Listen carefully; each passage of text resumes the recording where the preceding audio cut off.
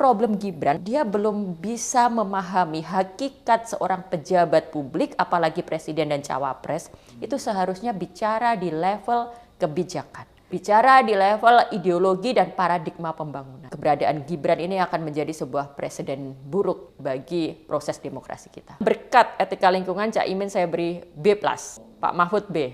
Gibran bisa F. Kesabaran publik akan habis dan ya kemarahan itu akan lebih terkonsolidasi untuk perubahan. Kemarahan publik justru sesuatu yang saya selalu tunggu dan itu yang kita harapkan jauh lebih baik daripada ketika publik apatis atau ketika publik isinya hanya memuja-muja penguasa.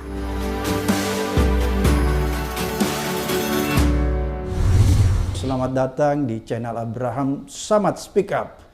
Seperti biasanya hari ini hari yang luar biasa. Saya menghadirkan seorang narasumber yang luar biasa pula. Beliau ini adalah sosiolog ya, tapi lebih dikenal sebagai novelis. Dan alhamdulillah beliau datang jauh-jauh dari Yogyakarta. Assalamualaikum Mbak Oki. Waalaikumsalam Bang Abraham. Ya, netizen namanya Oki Madasari. Ya. Mbak Oki ini mengajar di University of Singapura ya. Kemudian pendiri CEO Omong-Omong Media. Ya. Ini menarik. Omon-omon kan sekarang lagi. Omong-omong. Omon-omon. Kemudian ada yang menarik. Pernah menulis buku tentang korupsi 86. Tapi yang fenomenal itu novel pertama Mbak Oki ya, judulnya Entrok. Ya. Bercerita tentang kekuasaan yang otoriter dan militeristik di zaman Orde Baru. Kayaknya paling tepat nih hari ini kita berdiskusi dengan Mbak Oki karena rasa-rasanya Mbak Oki zaman ini sepertinya saya ini berada di zaman Orde Baru, pernah jadi aktivis di zaman kayak mirip-mirip Orde Baru. Ya agak mirip-mirip. Ada apa ya, atmosfernya seperti kayak Orde Baru. Tapi oke lah, kita tidak membahas dulu Orde Baru. Kita membahas dulu peristiwa tentang debat Cawapres. Lagi-lagi debat itu kan sebenarnya kalau kita lihat ya, dia membicarakan tema yang cukup menarik karena mengenai ya agraria ya, kemudian masyarakat pedalaman, masyarakat adat dan yang lebih seksi lagi mengenai food estate. Tapi kesemuanya ini kalau menurut saya, kalau kita bisa simpulkan ini kan berbicara tentang ketimpangan sosial. Seperti itulah. Ini bidangnya Mbak Oki nih, sosiologi. Tapi sebelum kita berdiskusi ke arah sana, saya ingin mengomentari sedikit nih. Ada yang menarik Mbak Oki ya, tiba-tiba Gibran ini sepertinya mempertontonkan sesuatu yang tidak wajar menurut ukuran saya. Kenapa? Ada hal-hal yang sudah diperingati. Ya, tata cara di debat itu misalnya nggak boleh keluar dari podium, toh dia tetap keluar dari podium dan tidak ditegur oleh moderator. Kemudian yang kedua, tidak menggunakan istilah atau singkatan, tetap dia menggunakan istilah. Yang ingin saya tanyakan Mbak Oki, apakah yang dilakukan Gibran ini sebenarnya ingin menutupi kelemahannya bahwa dia termasuk orang yang cukup goblok? Ya. Mungkin itu juga, dan Bang Abraham yang bilang dia termasuk goblok gitu. Tapi kalau dari saya pertama-tama akan melihat debat itu kan sebenarnya ruang adu gagasan. Dia bisa kita lihat sebagai ruang terhormat untuk adu intelektualitas. Nah, apa yang dilakukan Gibran itu dengan segala gesturnya, dengan apa yang dia katakan, bagi saya adalah bentuk dia tidak menghargai intelektualitas, dia tidak menghargai forum debat KPU, dan dia tidak menghargai kesempatan publik untuk mendapatkan gambaran gagasan dari masing-masing cawapres. Dia anggap itu tidak terlalu penting dan dia perlakukan itu dengan gayanya yang penuh gimmick, disrespectful. Dia sama sekali tidak menghargai semua itu. Kalau dalam bahasa orang kita nih, tetangga-tetangga kita, songong lah dikit-dikit. Jadi ini songong anak pejabat? Ini saya pikir kalau Gibran bukan anak seorang presiden, dia tidak akan berani melakukan itu. Jadi memang kesongongan itu terbentuk dari situasi latar belakang yang dia miliki. Dia merasa dia punya kekuasaan, dia merasa punya backup yang bisa melindungi dia. Dia merasa punya privilege ya sebagai anak presiden. Dan dia maju pun karena privilege. Dia berada di ruang debat itu sesungguhnya karena privilege yang dia miliki. Bukan karena kemampuan. Saya tidak pernah melihat itu. Kita sekarang kembali ke sejarahnya dia bisa maju sebagai cawapres. Bagaimana yang terjadi di MK. Ini sudah banyak dibahas di speak up-nya Abraham Samad ini kan. Jadi dia sudah melanggar etika pun menganggap biasa aja. MK kan sudah jelas mengatakan bahwa putusan itu melanggar etik. Nah, artinya kan sebenarnya legitimasi dia itu patut dipertanyakan. Oke, sah secara hukum. Tapi kan kita sebagai publik itu tidak melihatnya punya legitimasi untuk berada di panggung debat cawapres itu. Panggung terhormat ya. Nah, lalu kemudian itu mengkonfirmasi apa yang kita takutkan. Memang dia belum layak berada di situ. Kemampuannya, kualitasnya, bagaimana dia mengelola dirinya, mengelola sikapnya itu tidak layak untuk menjadi calon wakil presiden. Ada sebagian orang mengatakan, walaupun saya keberatan dengan narasi ini, bahwa Gibran katanya kritis, tegas, jadi jangan di-challenge karena itu perlu bagi anak muda. Tapi saya tidak melihat itu. Ya, definisi kritis itu apa sih? Kalau dari saya kan jelas, kita semua harus punya kemampuan berpikir kritis dan keberanian berpikir kritis. Kritis itu selalu questioning power, mempertanyakan kekuasaan, mempertanyakan otoritas, menyuarakan apa yang kita anggap nggak benar, menyuarakan kebijakan yang kita anggap akan merugikan orang banyak. Itu kritis. Apa yang dilakukan Gibran tidak ada hubungannya dengan kritis itu tadi. Dia kan kita melihat langsung bagaimana yang dia omongin, bagaimana gestur dia.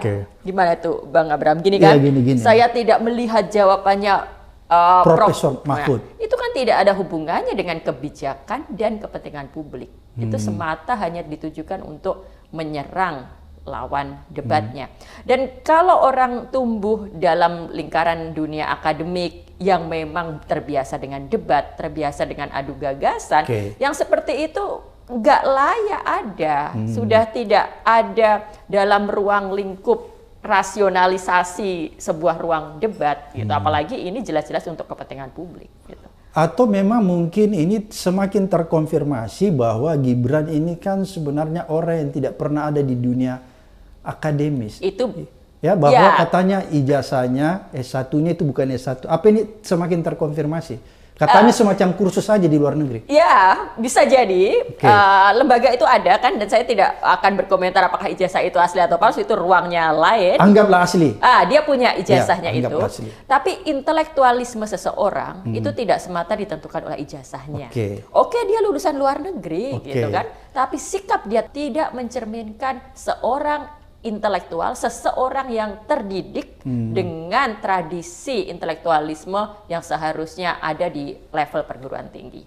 Tidak ada sama sekali.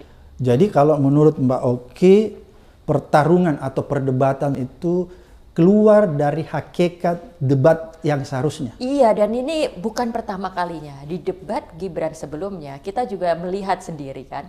SGIE apa tuh? Sekarang kan jadi sego goreng iwa empal gitu kan, jadi joke gitu.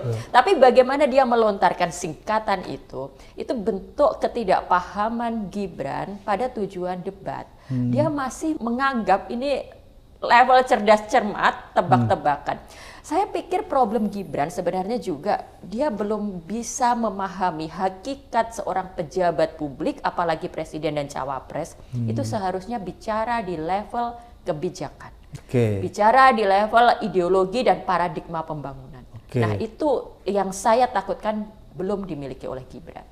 Jadi kedua debat yang dihadiri Gibran, dia belum memperlihatkan kepada kita semua bahwa dia berbicara dalam konteks gagasan, kebijakan, paradigma. Belum ke situ ya? Belum. Masih terlalu rendah, operasional. Masih terlalu rendah, dan dia menarik level debat itu menjadi lebih rendah gitu loh. Jadi akhirnya gara-gara Gibran, problemnya bukan hanya Gibran seorang yang berada pada problem itu, dia menarik level debat cawapres menjadi rendah dan gagal untuk memberikan yang terbaik pada publik. Kalau begitu berarti kita bisa simpulkan perdebatan yang dilakukan Gibran yang langsung melakukan penyerangan ya terhadap dua paslon lain, itu semakin mengkonfirmasi kepada kita bahwa sebenarnya profil Gibran ini adalah profil yang belum sepantasnya dimajukan sebagai cawapres ya? Iya, jadi dan kita sebenarnya posisi kita jelas ya, Bang Abraham. Saya orang yang sangat mendukung kepemimpinan anak muda. Ya. Saya mendukung anak muda tampil. Tapi ketika ada seorang anak muda yang memang kapabilitasnya, kemampuannya dipaksakan, apalagi dengan repot-repot mengubah aturan demi memberi karpet merah pada dia, gitu kan? Jelas memang keberadaan Gibran ini akan menjadi sebuah presiden buruk bagi proses demokrasi kita. Kalau begitu berarti sebenarnya kita tidak sedang mempersoalkan muda atau tidak mudanya seorang calon pemimpin, tapi kita lebih mempersoalkan calon pemimpin itu harus punya kualitas, intelektualitas, dan integritas. Itu yang penting, agree. Dan yang menarik lagi, misalnya kemarin juga Gibran sempat melakukan challenge terhadap Cak Imin mengenai singkatan, lagi-lagi singkatan yang dia persepsikan bahwa itu sebenarnya singkatan itu sebenarnya makna atau usulan-usulan yang sudah disampaikan si Thomas Lembong, seperti gitu ya. Bahwa nikel tidak terlalu penting, yang paling penting itu litium, baterai litium sebenarnya. Tapi kan dia tidak langsung straight to the point menyatakan, dia bikin singkatan sehingga orang bisa salah mengartikan. Dan ketika orang takut salah mengartikan kan kadang-kadang orang mengembalikan, tolong diterjemahkan secara lengkap. Dan kesempatan itulah yang dia gunakan Gibran untuk mengkonfirmasi ulang bahwa inilah orang tidak punya kemampuan, nggak tahu apa-apa gitu. Iya. Padahal kalau saja Gibran menyampaikan dengan bahasa yang lebih sederhana dengan tujuan untuk menggali pemikirannya Cak Imin, akan dapat jawabannya. Karena kan dengan mengatakan bahwa apakah benar Anda melihat litium lebih baik dari nikel dan bahwa itu nanti akan memberi keuntungan ekonomi lebih besar, lalu bagaimana? Tentu Cak Imin akan bisa jawab. Dan ini karena kita sekaligus ngomongin debat. Ketika Gibran lagi-lagi mengatakan nikel, hilirisasi sebagai trademark, sebagai dagangan utama, ini udah waktunya juga kita mencoba membongkar, mengkritisi apa betul nikel itu seperti yang dia sampaikan, gitu kan. Ini jangan sampai nikel ini jadi mitos baru nanti, mitos tentang nikel dan segala pertumbuhan ekonomi ini. Faktanya kita udah bisa lihat publikasi-publikasi di media internasional gitu. Pertama, litium ternyata akan menjadi sumber energi yang baterai yang lebih bagus, yang lebih bisa diandalkan daripada nikel. Nah, ini yang sebenarnya hendak ide utama dari apa yang dibilang timnya Cak Imin, lalu kemudian Tom Lembong itu, dia mau mengatakan bahwa litium itu lebih bagus daripada nikel. Paling tidak bisa alternatif. Iya, jadi nikel ini bukan satu-satunya gitu kan. Nah, lalu yang kedua, nanti kan akan ada oversupply kalau kita terus nikel gitu kan, karena kita sudah percaya bahwa kita menjadi produsen nikel dengan segala hilirisasi itu. Kalau oversupply terjadi, harga rendah, nikel kita nggak ada artinya. Lalu kemudian karena harga rendah kita tidak bisa membayar tenaga kerja dengan layak, kita tidak bisa memberikan jaminan dengan lebih baik, dan lebih buruk dari itu, hutan sudah terlanjur dirusak, lingkungan sudah terlanjur dirusak. Ya sudah, kita mendapat kerugian yang begitu besar yang tidak akan bisa kita pertanggungjawabkan. Jadi sebenarnya itu yang harus kita pertanyakan dari soal nikel itu. Seandainya saja Gibran bertanya dengan lebih lugas, saya pikir Cak Imin akan pasti bisa menjawab maksudnya mereka dengan litium baterai itu apa. Tapi ya karena dia lebih senang untuk tujuannya bukan untuk menggali jawaban, tapi lebih mempermalukan, jadi kita juga gagal mendapat penjelasan tentang itu kan. Kan menarik tuh yang disampaikan ya sebenarnya. Kalau tema ini kan sebenarnya cukup menarik untuk diperbincangkan karena ada masalah agraria, masalah tanah adat, kemudian ada masalah food estate, tapi lagi-lagi itu tidak mampu terelaborasi dengan baik karena yang disampaikan Gibran terlalu keluar dari konteks perdebatan yang sebenarnya lebih kepada hal-hal yang sifatnya operasional menurut saya. Dan hal itu kan sebenarnya itu wilayah yang sangat dibawa. Iya, bukan level presiden dan wakil presiden kan. Apa sih yang menurut Mbak Oki yang paling fatal dilakukan oleh Gibran itu? Ketidaktahuan Gibran sebenarnya kan terlihat dari ketika dia bilang tambang ilegal akan dicabut izinnya gitu. Dia bahkan tidak bisa membedakan legal dan ilegal gitu kan.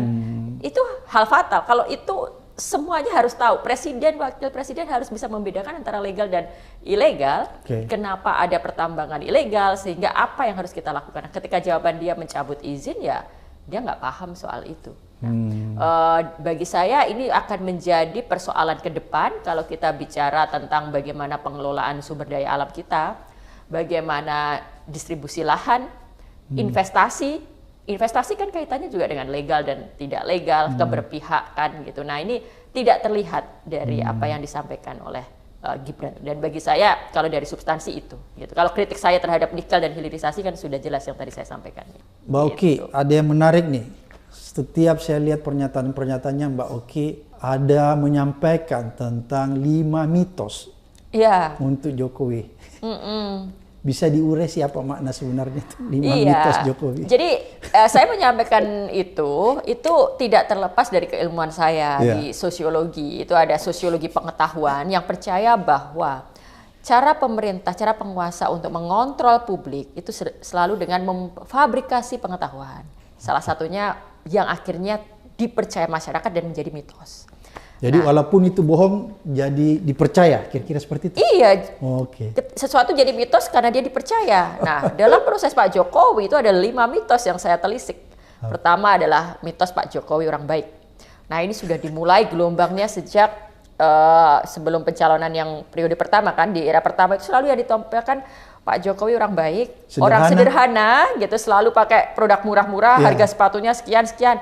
Padahal kita tahu Bu Riana fotonya aja nenteng Dior gitu, yang saya tahu harganya berapa gitu kan. Sekarang anak dan menantunya juga seperti itu. Jadi itu pencitraan ya? Jadi gini, tidak ada yang salah dengan orang pakai tas mahal, apalagi beliau pengusaha kan. Tapi kalau dibilangnya dia sederhana, wong desa kan selalu gitu dekatkan, tapi itu bertolak belakang dengan apa yang sebenarnya dilakukan, kan itu jadi masalah. Dan ketika itu dipercaya orang terbentuk memang betul-betul persepsi Pak Jokowi orang baik dan sederhana itu salah satu fabrikasi mitos terdahsyat di era ini. Berhasil tertanam. Itu kayak setara dengan dulu adalah Pak Harto Bapak Pembangunan. Setara itu, seperti itu. Sama mitosnya. Iya, betul. Lalu yang kedua adalah mitos tentang setiap orang punya kesempatan yang sama dalam demokrasi. Ternyata kan enggak, tadi udah kita urai. Kalau seorang anak muda yang tinggal di desa, bapaknya bukan presiden, apakah dia bisa nyalon cawapres? Belum tentu. Walaupun dia lebih pintar daripada Gibran. Iya, walaupun itu. Jadi bahwa kita punya kesempatan yang sama dalam demokrasi itu mitos semata. Enggak, buktinya enggak. Lalu yang ketiga adalah mitos pemimpin muda. Mitos bahwa pemimpin muda adalah orang yang bisa merepresentasikan kepentingan anak muda, itu belum tentu. Jangan termakan itu, jangan pilih hanya karena dia muda, oh dia yang cocok nih sama aku, jangan. Yang keempat, mitos pemimpin gemoy gitu kan. Ini yang dicoba untuk diproduksi gitu kan. Setelah orang baik mau dilanjutkan dengan gemoy. Nah, yang Naruto. Nah, tapi yang saya syukuri nih Bang Abraham, ini kan apa yang saya kemukakan lewat 5 mitos ini kan waktu itu sangat viral ya. Nah, salah satu dampaknya adalah saya melihat gemoy ini turun gaungnya nih. Orang jadi kayak udah tahu kartu trufnya gitu, dan mereka juga kayak mengerem untuk pakai kata gemoy gitu. Nah, dan prosesnya, perjalanannya, kita juga bisa lihat si pemimpin yang hendak dicitrakan gemoy ini melakukan berbagai keblunderan yang akhirnya membuka watak aslinya. Tabirnya terbuka. Jadi saya harapkan mitos ini bisa tidak terlalu lama bercokol dalam kesadaran publik. Yang kelima, mitos presiden netral. Jadi kalau presiden selalu bilang bahwa saya netral. Itu urusan pemimpin partai. Itu urusan partai. Saya nggak ikut, nggak cawe-cawe. Tapi kalau kita lihat bagaimana kemudian presiden bilang, oh itu format debatnya KPU harus diubah, gitu kan? Atau kita lihatlah sekarang dugaan kecurangan kita dengan kecurangan yang terjadi dengan pengarahan aparat, polisi ikut masang baliho, tentara ikut foto-foto dan sebagainya. Itu kan bagian dari bukti-bukti bahwa memang presiden tidak netral gitu. Jadi mitos adalah sesuatu yang dipercaya publik, dan sebenarnya apa yang saya coba ingin katakan adalah jangan percaya itu. Jadi kalau dikatakan presiden netral, memang kenyataannya presiden itu nggak netral. Jadi jangan percaya. Jangan percaya, dan di titik itulah kemudian kita harus lebih bisa kritis melihat, bisa lebih mewaspadai apa motivasi dari presiden, apa langkah presiden untuk mengamankan kepentingannya, kan gitu. Lalu pada akhirnya ketika saya mencoba mengurai 5 mitos ini, yang ingin saya sampaikan juga ke publik adalah ketika kita tahu bahwa narasi itu sengaja difabrikasi, mitos sengaja diproduksi untuk mengontrol kesadaran kita, untuk mengontrol kita agar bisa memenuhi sesuai dengan diarahkan sesuai kepentingan penguasa, kita harus lebih berhati-hati terhadap narasi, terhadap fabrikasi video TikTok, fabrikasi pengetahuan. Sekarang kan battleground-nya ini kan ladang pertarungan kita ini sekarang ditambah lagi dengan sosial media. Dulu nggak ada, Bang. 98 itu nggak ada. Sekarang kita harus bertemu dengan konten-konten TikTok, harus bertarung dengan konten-konten itu. Itu sebenarnya adalah medium untuk fabrikasi pengetahuan, narasi, termasuk mitos. Jadi mau nggak mau kita harus terus ini mewarnai dengan konten-konten alternatif ini, karena nanti perang narasi ini yang akan membentuk kesadaran publik. Gitu. Jadi jangan percaya dengan mitos tentang Pak Jokowi ya, itu intinya. Oke, kalau begitu menurut Mbak Oki, apa sih yang seharusnya kita harapkan ya dari konsep-konsep debat? Apa yang kita ada harapan bahwa misalnya masalah agraria, kemudian masalah adat, tanah adat. Ini kan sebenarnya kalau kita rangkum ke semua tema-tema itu lebih kepada semacam adanya ketimpangan sosial ya. Apa sih yang seharusnya menjadi PR berat bagi capres maupun cawapres ke depan ini? Ya, saya sangat percaya bahwa ketimpangan ekonomi ini akan menjadi akar dari problem demokrasi, kalau ditarik juga kekerasan, toleransi. Selama masih ada ketimpangan ekonomi, kita masih akan berhadapan dengan banyak masalah-masalah itu. Nah, untuk itu harus diurai dong soal timpangnya itu karena apa. Salah satu yang paling muncul yang bisa kita pertanyakan hari ini misalnya ketimpangan distribusi lahan. Ketika ada satu pengusaha bisa menguasai HGU hampir 500.000 hektar, sementara kita rakyat mau punya tanah 100 meter persegi aja susah sekali. Di sini ada ketimpangan kan. Coba bayangkan kalau 500.000 lahan itu, 500.000 hektar lahan bisa dikelola oleh para petani-petani. Nah, itu kan yang namanya ketimpangan akses, ketimpangan ekonomi itu bisa sedikit mulai teratasi. Tapi ketika itu terus dibiarkan, ya sudah, kita membiarkan salah satu bentuk ketimpangan yang nyata dipelihara oleh sistem. Lalu yang kedua nanti dengan ketika kita terus bicara tentang pertumbuhan ekonomi, kita ingin mendorong adanya investasi. Yang dipikir adalah gimana agar ekonomi pertumbuhannya meningkat secara ekonomi. Tapi investasinya itu tidak berdasarkan prinsip keadilan. Apa yang terjadi di Rempang, gitu kan? Orang yang tinggal di situ dari generasi ke generasi dikasih waktu untuk pindah karena Rempang akan dibikin jadi pabrik apa gitu kan, investasi dari Cina. Investasi yang tidak berkeadilan, diusir orang dari situ. Belum kalau kita bicara di tempat-tempat lain atas nama proyek strategis nasional yang dikejar dan dipamerkan adalah pertumbuhan ekonomi, tapi nyatanya itu tidak memberi keadilan pada rakyat dan justru memperlebar gap. Yang miskin makin miskin, yang kaya makin kaya. Nah, ini pun kita juga harus bertanya kan, apakah klaim kemajuan dari Pak Jokowi itu betul? Apakah klaim pertumbuhan ekonomi itu benar gitu? Kalau saya lihat data gitu kan, sebenarnya kan angka penduduk miskin sebelum di era Pak Jokowi dan di era Pak SBY itu sama, tidak turun, sekitar 10% itu. Lalu kemudian kita bisa lihat juga angka Gini. Gitu. Kemarin disebut juga bahwa Gibran mau ngejar soal Gini itu kan. Gini ratio. Ya, tapi faktanya angkanya itu sama juga antara Pak Jokowi dan Pak SBY. Jadi dengan segala klaim kemajuan pertumbuhan ini kita lihat tidak banyak perbedaan. Belum kalau kita bicara utang. Gitu kan. Nah, ini paling besar nih. Ya, itu. Jadi fakta-fakta itu yang harus kita lihat, ternyata mengatasnamakan pertumbuhan, mengatasnamakan kemajuan itu tidak serta-merta memberikan keadilan pada rakyat.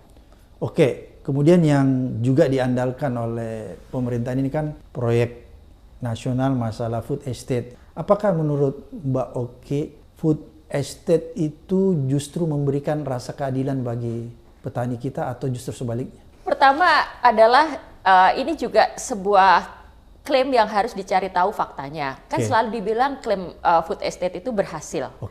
Akhirnya bisa memenuhi kebutuhan pangan. Tapi kalau kita lihat di lapangan ternyata panen gagal misalnya. Kan berarti ada kebohongan di situ kan. Sesuatu yang diproyeksikan untuk bisa memenuhi kebutuhan rakyat ternyata enggak. Lalu yang kedua, food estate itu kan jelas mengolah lahan yang seharusnya diperuntukkan bukan untuk food estate itu. Ada perusakan hutan di situ, ada lagi-lagi soal lingkungan yang terancam. Nah, dampaknya itu nanti akan, kalau kita bicara lingkungan, itu kan dampak jangka panjangnya ini yang harus kita beri perhatian.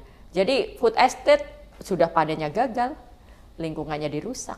Belum kalau kita bicara, kenapa sih food estate di bawah Kementerian Pertahanan gitu. Nanti bisa ditelusuri juga nih, follow the money-nya nih. Ya kayak gitu kan jadi panjang kan. Follow the money, follow the suspect-nya ya. Iya. Oke, Mbak Oki.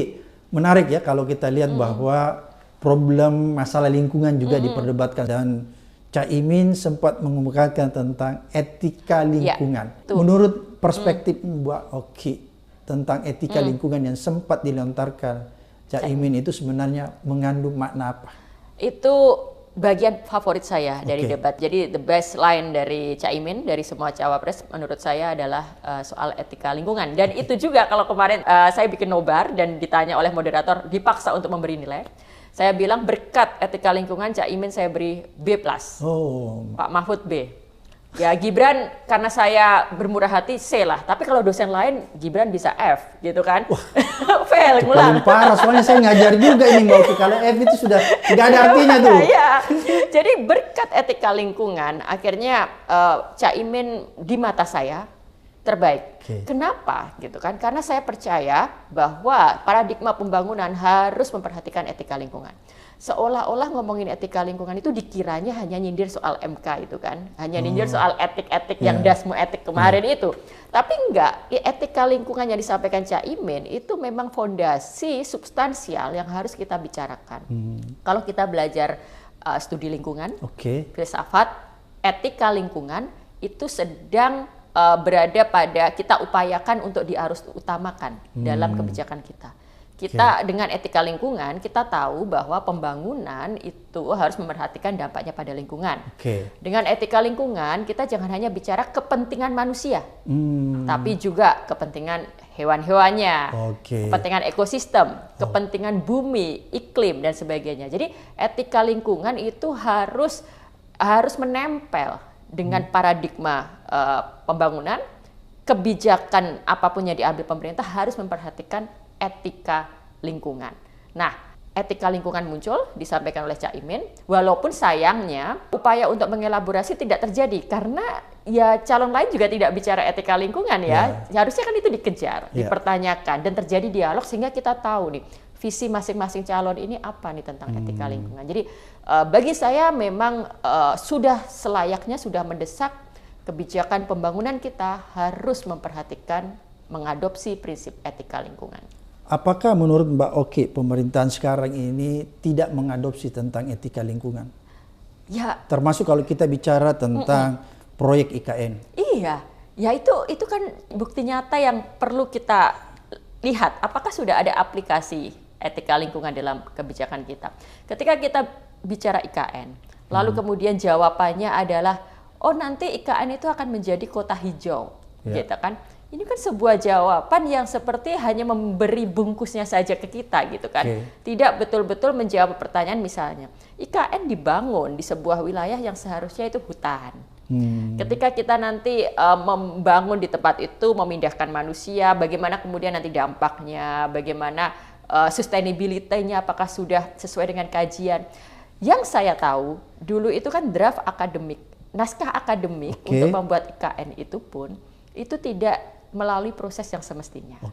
Undang-undang IKN itu diproses secara tergesa-gesa, naskah akademiknya penuh masalah, yang artinya dampak lingkungan, prinsip sustainability, etika lingkungan itu belum benar-benar dilakukan, benar-benar diadopsi dan menjadi paradigma pembangunan IKN. Nah, lalu kalau kita tarik ke yang lain-lain, ya tentu kita bisa lihat bagaimana soal upaya untuk pembangunan ekonomi, mengejar pertumbuhan, itu kerap sekali mengabaikan prinsip lingkungan. Wadas itu, kita harus menyebut ya kasus-kasus itu sebagai contoh gitu, karena itu terjadi di era pemerintah sekarang. Kendeng yang waktu itu sampai ibu-ibu demo sekian lama karena tidak mau ada pabrik semen dibangun di situ gitu kan. Ini kan juga contoh bagaimana rencana membangun pabrik, rencana untuk membangun sesuatu tidak memperhatikan dampaknya pada orang-orang di sekitarnya. Ini kan yang protes orang-orang yang tinggal di situ. Orang-orang yang merasakan dampaknya langsung. Kalau mereka kemudian melakukan demo sekian lama, berkepanjangan, unjuk rasa menolak pembangunan, itu karena mereka betul-betul merasakan dampaknya dari pembangunan itu. Jadi memang etika lingkungan itu belum menjadi bagian dari kesadaran dan belum menjadi bagian dari proses pengambilan kebijakan di Indonesia. Oke, berarti konkretnya bahwa presiden yang terpilih nanti harus memperhatikan itu ya? Oh harus, harus sekali. Ini lingkungan ini sudah menjadi masalah penting kita. Kita sudah menghadapi ancaman-ancaman nyata dengan segala bukti yang terjadi sekarang. Dan kalau kita bicara voter nih, ini saya mau sedikit politik praktis dari sisi capres dan cawapres agar lebih serius. Berdasarkan survei, anak Gen Z ini sangat peduli soal lingkungan. Mungkin karena exposure isu ya, jadi sekarang ini kan dibentuk oleh global media yang selalu bicara soal lingkungan. Lalu ada ikon selebriti, aktivis dunia yang juga speak up tentang lingkungan. Jadi anak Gen Z ini lebih peduli karena mereka juga tahu bahwa ini nanti akan langsung mengenai mereka. Jadi kalau capres cawapres mau terpilih, mereka harus betul-betul memperhatikan isu lingkungan ini. Tapi kan ironi, milenial kalau Gibran ya. Milenial. Itu kok dia tidak banyak berbicara tentang etika lingkungan. Dia nggak bicara itu. Lalu kemudian dia hanya bicara problem zaman now diselesaikan dengan cara zaman now. Nah, tapi kita nggak tahu zaman apa. now itu apa gitu kan. Jadi banyak hal yang perlu kita gali lagi kalau kita bicara kebijakan ini. Dan memang kalau kita menyorot calon nomor 2 ya, bukan karena sekedar kita benci atau apa, tadi kita udah urek, kebetulan juga kok ya gimmicknya, gesturnya seperti itu. Tapi lebih dari itu, kenapa kita kelihatannya sangat menyorot dia? Karena dia represent incumbent kan. Pasangan 02, Pak Prabowo dan Gibran itu adalah bagian yang jelas-jelas mewakili dari pemerintah yang saat ini menjalankan kebijakan dan mereka berkomitmen akan melanjutkan. Artinya kalau di bawahnya mereka ya memang akan seperti ini dan seperti tadi saya sampaikan, padahal kita sekarang banyak problem bagaimana kebijakan tidak memperhatikan isu lingkungan itu, mengabaikan lingkungan. Jadi sangat wajar kalau publik itu seperti mau menggali terus, ini meminta pertanggungjawaban, penjelasan dari pasangan 02 gitu. Tapi lagi-lagi yang kita tangkap bahwa ketika itu dicoba diarahkan ke sana itu kan tidak terjawab sama sekali. Kita tidak mendapatkan jawaban sama sekali bahwa apakah pemerintahan sekarang ini memperhatikan hal-hal seperti itu. Itu kan nggak terjawab sama sekali. Gibran pakai kata yang keren, smart farming misalnya kan, agar anak muda katanya mau bertani lagi gitu. Nah ini juga karena saya juga banyak berdialog, banyak juga riset di lapangan gitu kan. Jadi salah satu hal yang dihadapi kenapa banyak orang sekarang nggak bertani, karena mereka nggak punya lahan. Mau bertani di tanahnya siapa gitu. Jadi anak-anak muda banyak yang memilih urbanisasi ke Jakarta, kerja di pabrik. Lalu sudah. Nah, satu hal lagi yang perlu kita perhatikan lagi kalau bicara hilirisasi gitu kan, ini jadi trademarknya dia. Tapi penekanannya Gibran selalu ke industri ekstraktif kan. Industri ekstraktif tambang, aja nikel, timah. Padahal itu sesuatu yang memang seharusnya mau nggak mau harus segera kita tinggalkan. Dampaknya akan buruk pada lingkungan dan nggak sustain. Kenapa kita nggak bicara hilirisasi itu tentang produk kreatif, tentang inovasi, Kita bisa bikin apa produk-produk elektronik atau kita bisa produksi garment yang bisa diminati dunia. Itu semuanya hilirisasi yang lebih menantang kreativitas dan inovasi. Jadi sangat lucu seorang yang katanya anak muda mewakili anak muda, mengklaim katanya problem zaman now harus diselesaikan dengan zaman now, tapi pikirannya masih tambang, ekstraktif, lalu penyelesaiannya masih ala-ala kolonial. Kan dulu kolonial, para penjajah kita aja tuh yang pikirannya gimana gali-gali tambang, nebang-nebang hutan, itu pikiran kolonial. Jadi Gibran ini tidak mewakili pikiran yang kuantum, yang melompat, pikiran anak zaman now, tapi dia mewakili pikiran-pikiran yang konservatif. Kira-kira seperti ya? Kira-kira seperti itu, konservatif ala kolonial. Wah, berarti ortodoks. Oke, menarik Mbak Oki. Ya. Setelah kita melihat perkembangan semakin hari semakin memprihatinkan. Kelihatannya kita tidak bisa menghindari lagi yang namanya kecurangan yang begitu masif di lapangan yang berkaitan dengan Pilpres ini. Itu masif dan dipertontonkan secara kasat mata. Dan yang paling ironi karena seolah-olah rejim ini menggunakan tangan-tangan aparat ya untuk melakukan kecurangan. Sehingga ketika kecurangan itu tertangkap atau tercapture dan orang melapor, lagi-lagi laporan yang disampaikan masyarakat tidak akan mungkin bisa ditindaklanjuti. Karena lagi-lagi kekuasaan yang bermain. Kalau ini terus terjadi, ini semacam saluran menjadi mampet. Nggak ada saluran untuk menyalurkan karena semua mentok. Orang terintimidasi, semua orang dalam kondisi yang tidak berdaya lagi. Kalau dalam ilmu-ilmu sosiologi itu kan dia akan mencari ruang, mencari jalan untuk melepaskan unek-uneknya, untuk melepaskan kemarahannya. Apakah fenomena ini akan terjadi, Mbak? Sebelum ke itu, ketika kecurangan tidak terbendung ya, kita harus melihat dulu bagaimana sekarang ada proses untuk bisa melegitimasi nanti kalau ada kecurangan itu. Itu yang paling saya takutkan. Sekarang kita bisa lihat tuh di jalanan, baliho-baliho spanduk baru yang baru muncul beberapa minggu terakhir. Satu putaran. Lebih hemat, lebih damai, karena toh hasilnya juga udah ketahuan. Ini pasti menang. Nah, ini juga cara untuk mengkondisikan psikologi publik, mendorong mereka, menggiring mereka untuk memilih yang katanya udah pasti menang, gitu kan? Nah, kalau dalam teori psikologi sosial, gitu kan, teori sosiologi juga, setiap individu itu kan selalu mau masuk dalam kerumunan besar. Kerumunan ya? Kerumunan besar. Mereka mau menjadi bagian dari grup yang lebih besar, yang lebih dominan, menjadi bagian dari pemenang.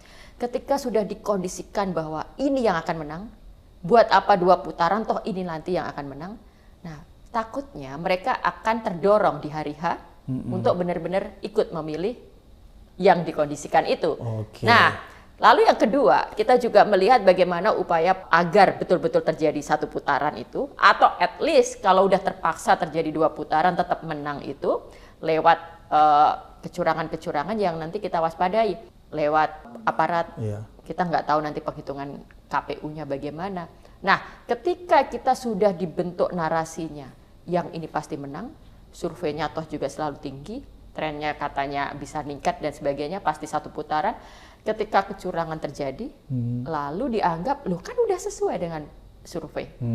Kan udah sesuai nih, orang semuanya di mana-mana ngomongin memang 1 putaran gitu. Lalu diperkuat juga dengan fakta ya, gara-gara pengkondisian, narasi, distribusi narasi dan sebagainya, waktu hari H orang terpengaruh untuk memilih itu. Akhirnya kecurangan yang sebenarnya memang betul-betul terjadi, kecurangan itu dianggap legitimate karena sesuai dengan prediksi semua yang sudah terjadi ini. Nah, kalau ini yang terjadi nih, makanya ini Bang, ya saya benar-benar nggak tahu apa yang harus kita lakukan.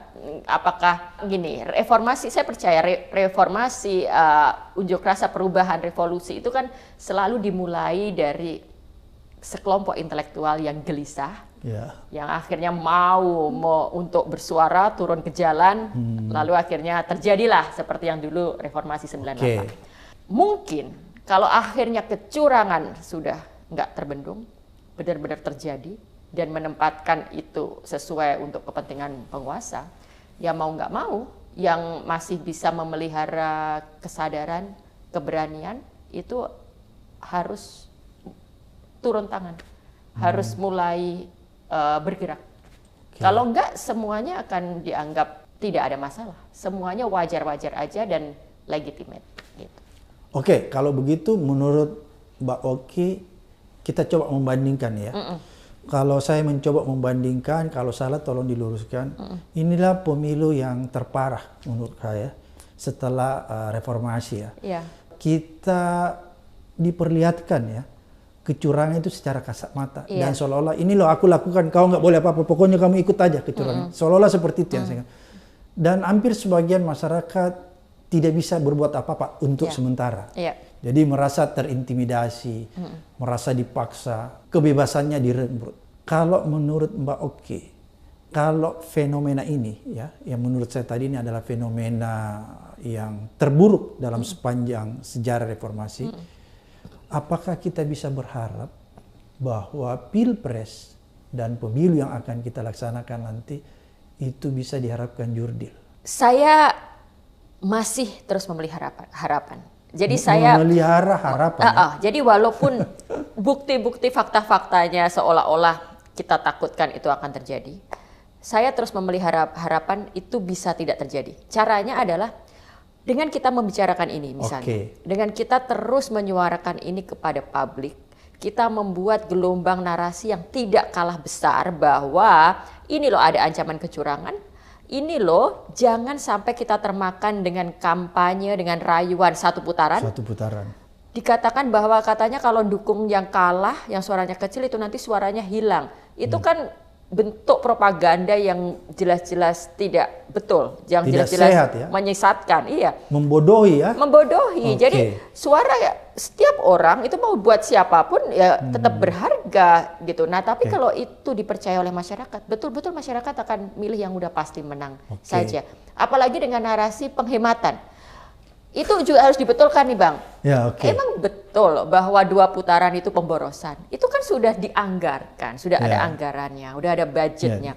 Sejak awal reformasi, ketika kita tahu bahwa sistem pemilu kita adalah pemilu langsung, lalu kemudian nanti ada 2 putaran jika belum 50+1, kita sudah tahu akan ada budget putaran kedua kan.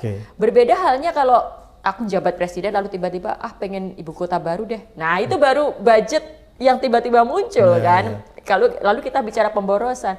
Nah untuk ini nggak ada urusan pemborosan ketika kita bicara demokrasi dan pelaksanaan pemilu. Jadi jangan termakan dengan itu. Nah jadi saya masih sangat berharap pemilu bisa jurdil.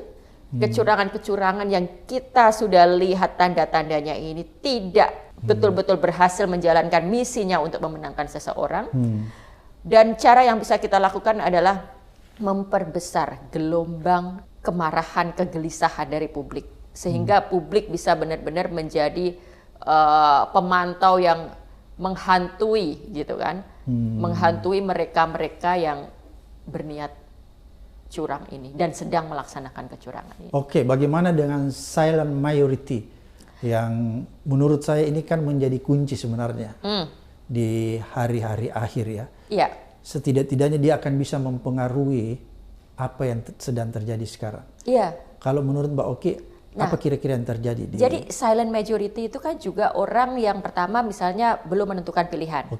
Mereka sedang menimbang-nimbang, mereka punya preferensi dan saya juga percaya silent majority itu justru bisa jadi rational voter. Gitu. Mereka orang yang bisa membuat keputusan dengan melihat perubahan, dengan melihat fakta debat, dengan melihat video-video yang kita produksi. Nah, jadi kita bisa berharap justru silent majority itu akan membuat keputusan yang rasional. Tapi lebih dari itu juga, kalau kita belajar teorinya gitu, teori perubahan sosial, kita akan melihat mereka yang menggerakkan itu memang akan selalu datang dari kelompok intelektual. Yang menjadi agensi itu memang pasti kelompok-kelompok yang bukan yang dinamakan silent majority itu. Tapi grup yang jumlahnya bisa jadi tidak sebesar silent majority, tapi terus bisa menggelorakan, menggerakkan, memberi kesadaran pada silent majority. Itu yang terjadi di reformasi 98. Orang yang turun ke jalan menduduki MPR itu kan nggak ada hanya berapa persennya dari jumlah penduduk Indonesia. Tapi perubahan terjadi. Karena ada kelompok-kelompok intelektual, mahasiswa-mahasiswa yang bergerak, turun ke jalan, dan akhirnya menularkan semangat harus ada perubahan, dan terjadilah reformasi 98 itu. Jadi silent majority masih bisa dipengaruhi, masih bisa dibentuk, tapi di sini kuncinya adalah para intelektual, para kelompok masyarakat kritis untuk terus bersuara. Dan kalau boleh, saya sedikit menitipkan juga nih, mumpung di sini nih. Ini kan kita tahu ada pejabat-pejabat publik yang mungkin dalam hati nuraninya itu tidak sepakat dengan apa yang terjadi ini. Banyak itu, Mbak. Banyak. Iya. Nah, tapi mereka tidak mau bersuara. Takut kali ya? Karena takut. Iya. Bisa juga mungkin nggak mau kehilangan jabatan ya. Iya. Setahun lumayan lah gitu kan. Nah, padahal menurut saya kalau mereka bisa menunjukkan itu akan menjadi sebuah gestur yang membuat publik jadi sadar, oh ada something wrong nih. Ada sesuatu yang memang kita tahu ada yang nggak benar dan kita harus waspadai. Kalau juga pejabat-pejabat publik itu bisa menunjukkan gestur itu, yang mau berbuat curang ini juga akan lebih hati-hati, nggak akan membabi buta gitu. Nah ini yang saya lagi look forward gitu loh. Bisa nggak mereka ini di detik-detik yang sudah cukup memprihatinkan, terparah sejak 98 ini ikut menentukan arah bangsa. Jadi nanti bentuknya macam-macam nih Bang. Kalau sekarang ini gosipnya misalnya udah ada menteri yang mau mundur, tapi belum juga ada yang mau mundur kan sebenarnya kan. Itu salah satu gestur. Nah, saya nggak tahu deh. Kayaknya Bang Abraham punya banyak bocoran. Saya menerima telepon, tapi mereka masih takut-takut. Takut untuk mundur? Tersandra. Ya, ini real politik kita ya, sebuah kenyataan yang kita juga sedih gitu. Kalau setiap orang ternyata tersandra, punya sesuatu yang ditakutkan, ya akhirnya dia yang berkuasa ya bisa melakukan kesemena-menaan karena mereka tidak berani bersuara. Nah, saya nggak tahu nih, ini Bang Abraham justru yang harus semakin gencar nih yang ngomongin soal bagian ini. Makasih, Mbak Oki. Ada yang menarik kalau kita bicara tentang silent majority. Kemudian kita bicara tentang gerakan perubahan yang mungkin kalau kita mengistilahkan itu people power. Kedengarannya sih kalau kita sebut people power kayak ngeri, padahal biasa aja, biasa aja people power kan. Kita melihat sudah 800 lebih kampus mulai melakukan mimbar-mimbar bebas, gerakan-gerakan yang menurut saya misalnya di lapangan membagikan poster-poster tentang dinasti politik. Mereka mulai menghimbau, membangun kesadaran masyarakat agar peduli bahwa ada ancaman yang berbahaya, yaitu tentang politik keluarga. Kalau kita pakai istilah politik dinasti ini masih banyak orang yang nggak mengerti di kampung. Politik keluarga ini kan membahayakan karena menjadi sesuatu yang tidak adil. Bayangkan orang mungkin yang ada di pelosok, mungkin dia lebih pintar, bahkan cerdas. Tapi ketika dia tidak punya akses, dia cuma anak seorang petani atau nelayan, dia bukan anak siapa-siapa, maka kalau praktek politik keluarga terus berkembang, maka orang-orang yang pintar yang berada di pelosok tidak akan mungkin jadi pemimpin. Inilah yang menurut saya akan disuarakan terus oleh teman-teman di kampus 800 lebih kampus sudah bergerak, dan Mbak Oki pasti tahu karena Mbak Oki juga salah seorang pengajar di Universitas Gadjah Mada. Apakah ini bukan cikal bakal untuk pada akhirnya kalau gerakan ini membesar terus, ini mengarahkan kita seperti peristiwa tahun 98? Kan Mbak Oki pernah menulis di buku tentang itu. Tidak tertutup kemungkinan saya rasa kalau gerakan ini terus konsisten dan terus membesar. Nah, salah satu yang bisa kita lihat sekarang kan kepercayaan publik pada Pak Jokowi. Itu kan anjlok. Belum ada survei ya. Kemarin kan terakhir survei yang selalu yang dipakai legitimasinya itu 70. kepuasan publiknya. Nah, sekarang di setengah anjlok ini belum ada real angka yang bisa kita pegang. Tapi kan gini juga, ketika kepuasan publik 80% itu terjadi yang dulu itu itu cikal bakal dari semua yang sekarang kita alamin itu kan. Bagian dari upaya sistematis untuk menyiapkan apa yang kita alami. Nah, kalau suara publik yang terus mempertanyakan, Pak Jokowi, pemerintah hari ini, segala hal yang kita anggap kecurangan-kecurangan ini terus politik continue. Keluarga. Ya, politik keluarga, dinasti politik ini terus ini. Saya pikir tidak tertutup kemungkinan itu akan terjadi. Tadi kan Bang Samad bilang bahwa suasana hari ini mirip-mirip situasi pada itu. Saya rasa itu sudah terasa ya. Kalau saya ngelihat guru bangsa turun gunung sudah menyuarakan keprihatinan apa-apa, ini kan persis step by stepnya seperti yang dulu terjadi 98. Di 98. Nah, nanti kita bisa lihat sebenarnya seberapa jauh kenekatan untuk melakukan kecurangan itu. Nah, di titik yang kenekatan sudah tidak bisa lagi dibendung ini, bahwa segala cara akan digunakan. Nah, saya pikir di titik itulah kesabaran publik akan habis dan ya kemarahan itu akan lebih terkonsolidasi untuk perubahan. Gitu. Oke, Mbak Oki sebagai pakar sosiolog nih, apa plus minus ya ketika kemarahan publik itu sudah terakumulasi dan menemukan jalannya? Menemukan jalannya itu jangan dipersepsikan sebagai jalan yang negatif, belum tentu ya, mungkin jalan positif. Apa plus minusnya, Mbak? Ya, kemarahan publik itu saya tidak melihatnya sebagai sesuatu yang mengerikan dan hal yang akan membuat bangsa kita mundur.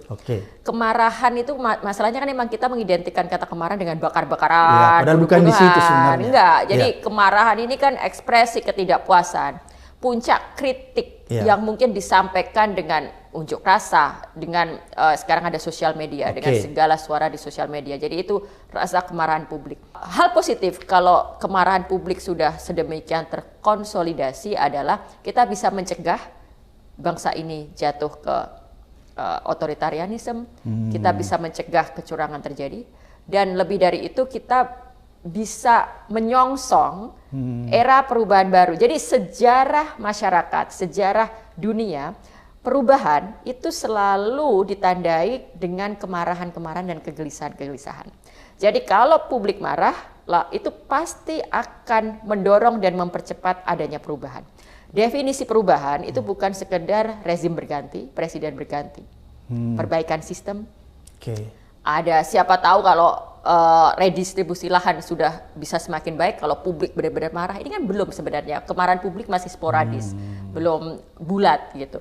Jadi kemarahan publik justru sesuatu yang saya selalu tunggu, dan itu yang kita harapkan jauh lebih baik daripada ketika publik apatis atau ketika publik isinya hanya memuja-muja penguasa.